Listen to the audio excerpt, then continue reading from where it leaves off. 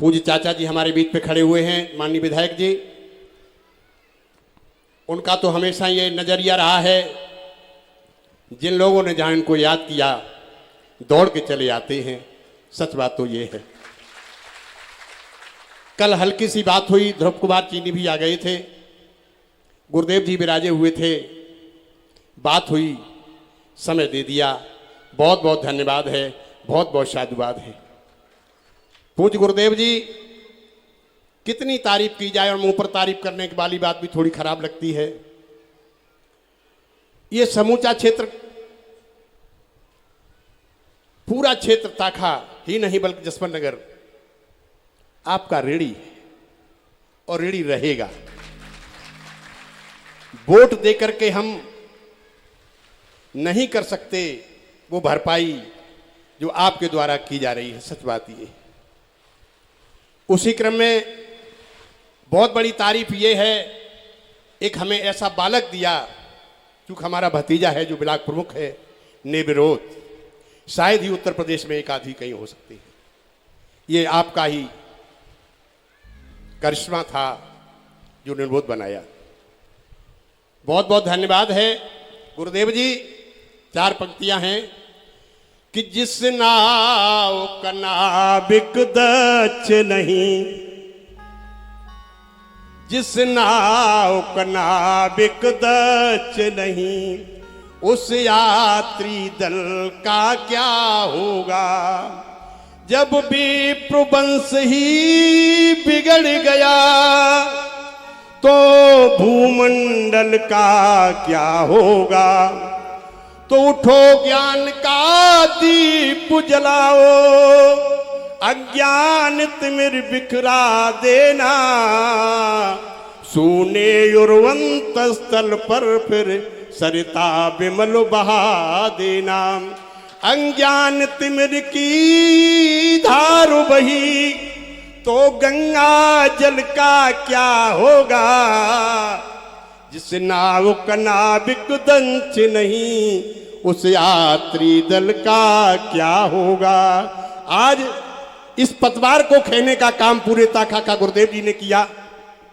ये जो समा बैठी हुई है, ये जो ज्ञान की गंगा बही जा रही है, पूज्य गुरुदेव जी के द्वारा वो समय मिला।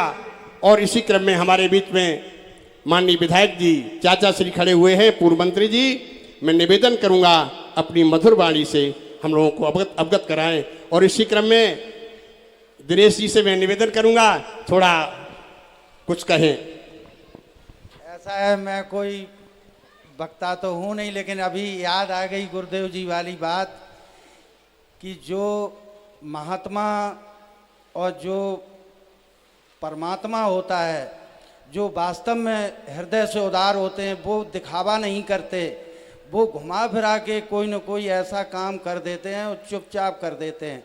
मैं उसी रूप में इस क्षेत्र के, चाहे महात्मा मानो चाहे परमात्मा मानो, इन्होंने हजारों आदमियों को ऐसी रोजी रोटी चुपचाप, कोई जानता भी नहीं, जाओ तमाम नौकरियां, तमाम हजारों आदमियों को ठेका, कहीं कुछ ऐसे ऐसे लोगों को सुदामा से लंका की सुदामा बना दी। मैं उसी श्री कृष्ण भगवान की कल्पना करते हुए अपने क्षेत्र में उसी रूप से हमारे माननीय विधायक जी हैं, जिन्होंने कभी कहा नहीं लेकिन घुमा के चुपचाप काम कर देते हैं। जय श्री कृष्ण। बहुत अच्छी बात कही। व्यासपीठ पर विराजमान गुरुदेव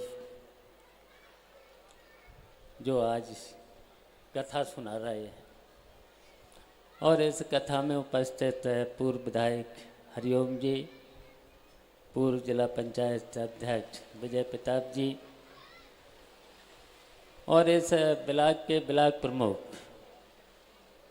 प्रमुख पति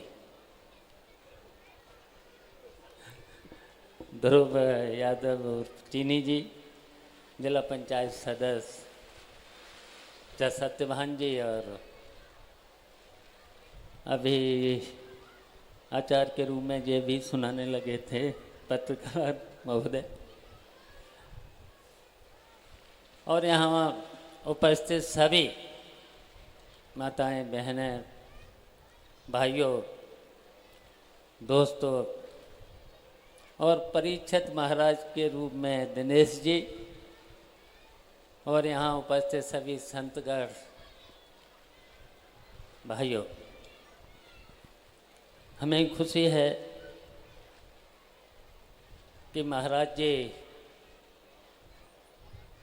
ने अभी महापुरुषों के भगवान के रूप में जो इस संसार में पैदा हुए हैं, भगवान राम और कृष्ण के बारे में कथा सुना रहे थे।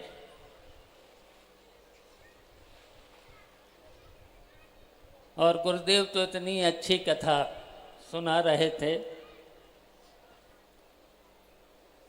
सब लोग बहुत अच्छी तरह से सुन भी रहे थे। तो ये जो कथाएं हैं, पुरानी परंपराएं हैं और महापुरुषों के बारे में जो कथा हो रही हैं, इससे समाज में एक संदेश जाता है, अच्छा संदेश जाता है, भाईचारे का संदेश जाता है। और जो महापुरुषों के और दिक्कतें तो समाज में सभी पर आती हैं, महापुरुषों पर भी बहुत दिक्कतें आई हैं, भगवान पर भी। महाराज जी ने सुनाया होगा, भगवान राम पर भी दिक्कतें आई थी, वनवास जाना पड़ा था, कुछ ही क्षण में उनका राज तिलक होने जा रहा था। माँ के कई रूठ गई और उनको 14 वर्ष वनवास में जाना पड़ा।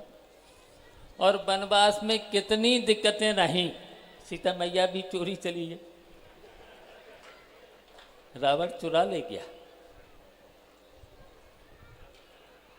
और अगर भक्त हनुमान जी नहीं होते तो कितनी परेशानियां थी। हनुमान जी ने जाकर के लंका पर चढ़ाई करी, लक्ष्मण के तीर लगा, घायल हो गए, जान बचना मुश्किल हो गया। संजीवनी बूटी पहाड़ पर थी, कौन ला सकता था? हनुमान जी जैसे ही तो भक्त ला सकते थे। पूरा का पूरा जब नहीं पहचान पाए तो पूरा पहाड़ ही उठा लाए। तब तब तो लक्ष्मण जी की जान बची। कृष्ण के बारे में जानते ही हो, कहाँ उनका जन्म हुआ था? जेल में, जेल में ही तो हुआ था। और किसके मामा कंस की वजह से जेल में तो अपनी बहन और बहनोई को जेल भेज दी। और देखिए भगवान की कृपा देखो, जब उनका जन्म हुआ तो जेल के फाटक टूट गए और कृष्ण जी कहाँ फिर यशोदा के घर पहुँचे जाकर पालन पोषण हुआ। बहुत ही लंबा हो जाएगा, लंबा हो जाएगा कथाएं तो।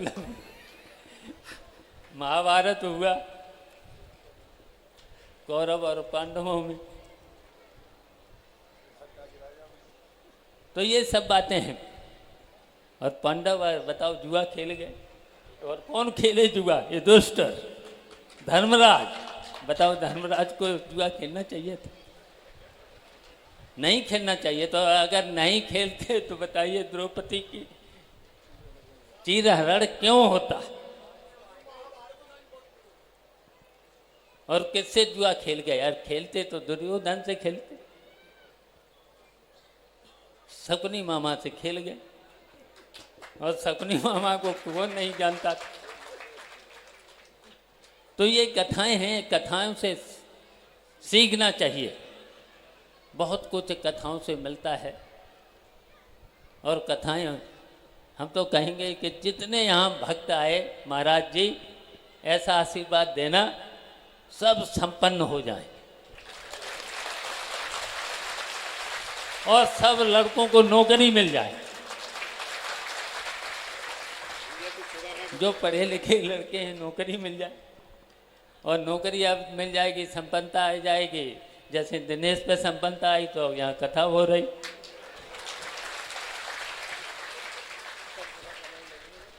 जब कथाएं होंगी तो अच्छा वातावरण पैदा होगा।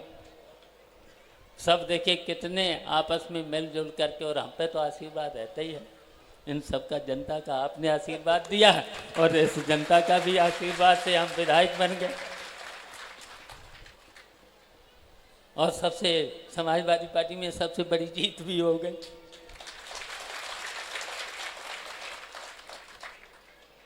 विधायक जी अब की आज नहीं हो पाए, होना चाहिए था, हम तो चाहते तो होना चाहिए था। तो ये हैं विषम परिस्थितियां आती हैं, कभी कभी आती हैं। महापुरुषों पर, भगवान पर भी विषम परिस्थितियां आई हैं, संकट आए हैं, लेकिन अंत में जीत तो सत्य की होती है, बुराई की जीत नहीं होती है। तो इसलिए गुरुदेव का आशीर्वाद है ही, आप लोगों का आशीर्वाद है ही, तो ऐसे ही आशीर्वाद मिलता रहे। और सब लोग जितने भी यहाँ पर कथा सुन रहे हैं, हम तो भगवान से, गुरु जी से, सबसे यही प्रार्थना करेंगे सब लोग सुखी हो जाए। ऐसा आशीर्वाद आपका, क्योंकि हम जानते हैं कि अगर भगवान से भी मिलना है तो फिर बिना गुरुदेव, बिना संत के भगवान तक नहीं पहुंचा जा सकता है।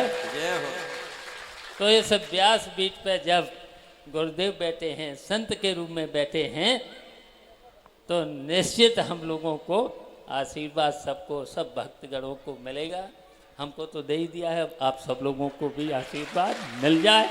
इन्हीं शब्दों के साथ हम व्यासपीठ को नमन करते हैं, गुरुदेव जी को नमन करते हैं, संत गण को भी, सबको, और आप सब लोगों को भी हम बहुत आभारी हैं। आप सब लोगों ने बहुत वोटों से मुझे जिता दिया है इन परिस्थितियों में, इसलिए आप सब लोगों का भी हम धन्यवाद देते हैं। अच्छा नेताजी, श्रोता तो हैं, वक्ता भी अच्छे हैं, हैं? बहुत अच्छा बोले हैं। हमारे शिवपाल जी भी और हरिओम जी भी, दोनों बहुत अच्छा बोले हैं। और हमारे शिवपाल जी ने तो पूरी कथा सुना दी, हम पे रहो का हो। हम तो सोच रहे हैं कि वो सुनाएं का।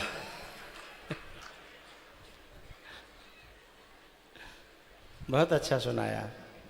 और सबसे, वैसे तो सभी बातें अच्छी थीं, लेकिन अच्छे महान आत्मा की यही बात है कि उनकी हार्दिक इच्छा यह है कि सब संपन्न हो जाएं, सबके जीवन में खुशहाली आ जाए।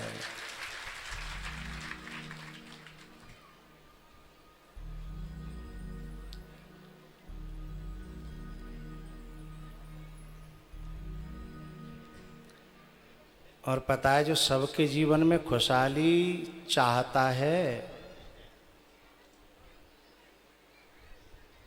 उसके जीवन में ही भगवान खुशहाली देता है। और जो केवल अपने ही जीवन में खुशहाली चाहता है, उसके जीवन में खुशहाली नहीं आती। तो